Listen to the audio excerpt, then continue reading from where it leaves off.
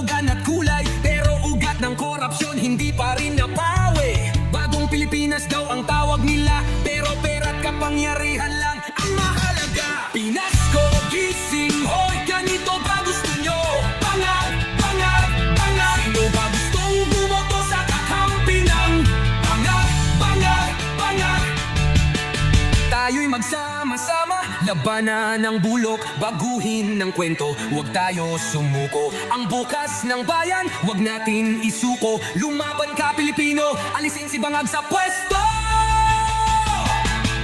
Pinas ko, gising, hoy, gato ba gusto nyo?